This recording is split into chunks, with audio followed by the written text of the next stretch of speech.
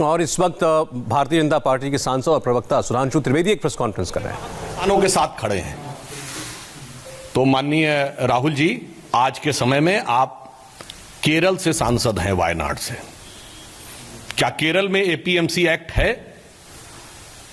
यदि नहीं तो वहां के किसानों के साथ क्यों नहीं खड़े हैं? यह कैसे संभव है कि कोई चीज केरल के लिए अच्छी है और दिल्ली में खराब है? तो आप कहां और किस किसान के साथ किस रूप में खड़े हैं, यह स्पष्ट करना चाहिए। दूसरा, उन्होंने कहा कि बड़े बड़े उद्योगपतियों के साथ सरकार का संबंध है। तो मैं आप सभी को बताना चाहता हूं कि खाद्य प्रसंस्करण में, यानी फूड एंड एग्रीकल्चर के क्षेत्र में दुनिया की सबसे बड़ी एमएनसी कौन है? नेस्ले। उसका कब से चल रहा है काम? पंजाब में लंबे समय से। दूसरे नंबर पे सबसे बड़ी कौन है? पेप्सी, राजीव गांधी जी के जमाने से, 88 से। अभी अमरिंदर सिंह जी ने 2019 में फैक्ट्री का उद्घाटन किया।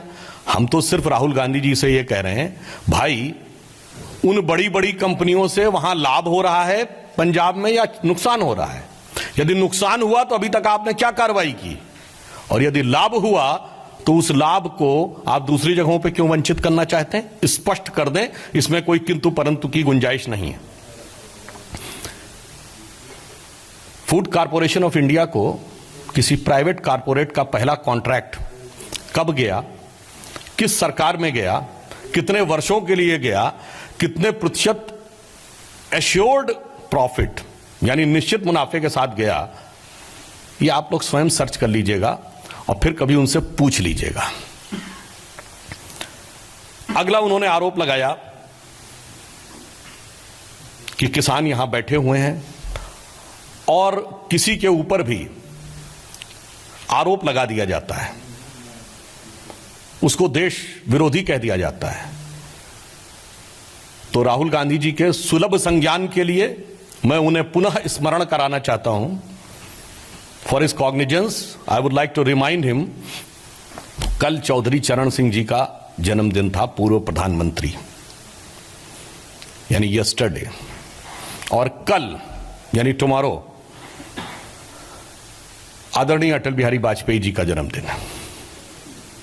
या दोनों के ऊपर आपने देशद्रोह के मुकदमे नहीं लगाए थे?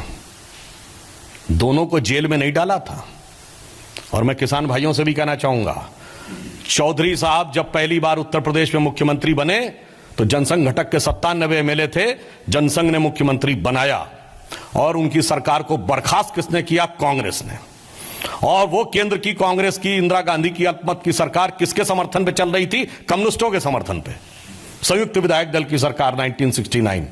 चौधरी साहब की सरकार बर्खास्त करने वाले, चौधरी साहब को 1979 में धोखा देने वाले, चौधरी साहब को जेल में डालने वाले, चौधरी साहब को जब के ऊपर देशद्रोह के केस लगाने वाले, और जब इंदिरा जी पे कार्रवाई शुरू हुई तो चौधरी साहब के लिए क्या क्या अपशब्द नहीं बोलने वाले, वो अगर आज आकर ये कहते हैं कि हम किसान दिवस पर किसानों के साथ खड़े हैं, तो मेरा किसान भाइयों से विनम्र निवेदन है कि इनकी फितरत को पहचानिए।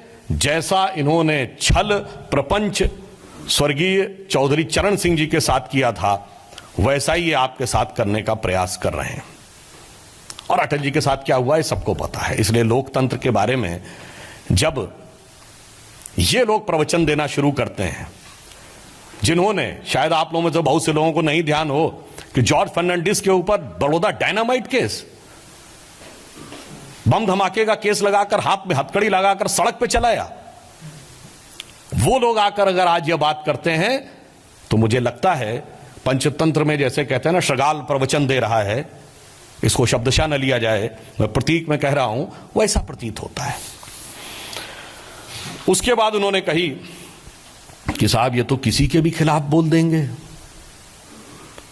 सरसंघ चालक भागवत जी के बारे में भी बोल दिया।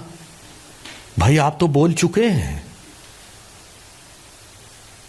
संघ के बारे में आतंकवाद की बात आप किससे बोल चुके हैं? अरे भैया, अमेरिकी अधिकारियों से बोल चुके हैं। आपके गृह मंत्री सदन में माफी मांग चुके हैं और आप कोर्ट में माफी मांगने की प्रक्रिया में चल रहे हैं। तो मेरे विचार से यहां पर भी उनकी स्थिति बहुत स्पष्ट है। किसानों के बारे में जो लोग यह कह रहे हैं, हम किसानों के प्रति पूरी तरीके से संवेदनशील हैं। कृषि मंत्री जी ने खुले मन से वार्ता के लिए भी तैयार हैं। उन्होंने लिखित में पत्र भी दिया है। प्रधानमंत्री जी ने, मोदी जी की सरकार ने जितना किसानों के लिए किया है, संख्यात्मक दृष्टि से और भावनात्मक दृष्टि से, both statistically and emotionally, Bharat के इतिहास में अभूतपूर्व है। फिर भी जिन लोगों ने हमेशा धोखा दिया है, जिन्होंने हमेशा छल किया है, मैं पूछना चाहता हूं, चौधरी महेंद्र सिंह टिकैत जी का 1988 का जो आंदोलन था, उसकी कितनी बातें मान ली थी बाद में। किसानों के बड़े बड़े आंदोलन हुए कि एक जमाने में चौधरी देवीलाल जी के नेतृत्व में, चौधरी चरण सिंह जी के नेतृत्व में, सरदार प्रकाश सिंह बादल जी के नेतृत्व में, शरद जोशी जी के नेतृत्व में, जिन्होंने हमेशा किसानों के साथ बेईमानी की, वो आज रहनुमाई करने के लिए आ रहे हैं। मुझे तो वही पंक्ति याद आती है कि ये बलमा बड़े बेईमान हमें पटियाने आए हैं। तो मेरे विचार से भारत के सुधी किसान इन विषयों को भी अच्छी तरह समझते हैं। अब चीन को भी बीच में ले आए, तो मुद्दों की तो कोई वही नहीं है, कहीं से कुछ भी पहुंच जाएंगे। कहते हैं चीन ने भारत की जमीन पर कब्जा किया है, तो मैं याद दिलाना चाहता हूं राहुल गांधी जी, यह कब्जा खानदानी है, आपके खानदान की देन है। तो अपने खानदानी कब्जे को हमेशा ध्यान रखना चाहिए। हमारे दौर में, मोदी जी की सरकार के समय में, मैं याद दिलाना चाहता हूं, आपके और हमारे दौर में क्या अंतर रहा। आपके में बांडुंग कॉन्फ्रेंस में जाकर नेहरू जी कहते थे कि चीन को नहीं शामिल किया तो हम शामिल नहीं होंगे, और चीन के लिए वकालत करते थे कि संयुक्त राष्ट्र संघ में रखा जाए। हमने क्या किया, संयुक्त राष्ट्र संघ में मसूद अजहर आतंकवादी घोषित हुआ, चीन के न चाहते हुए। शंघाई कॉरपोरेशन के प्रस्ताव में आतंकवाद का विषय आया, चीन के न चाहते हुए। धारा 370 के ऊपर चीन कोई भी कहीं एक प्रस्ताव नहीं ला पाया। पूरा प्रयास करने के बाद मिसाइल टेक्नोलॉजी कंट्रोल रिजीम में हम सदस्य बने, चीन हमें बनने से नहीं रोक पाया। इसके बावजूद आपको यह यथार्थ नजर नहीं आता है। तो अब मैं आगे की बात कहता हूं। उन्होंने चोरी की भी बात कह दी। तो यथार्थ क्या है और चोरी क्या है, तो मैं यही कहूंगा, तोरी गठरी में लागा चोर, मुसाफिर जाग जरा, अपनी आंखें तो खोलो भाई।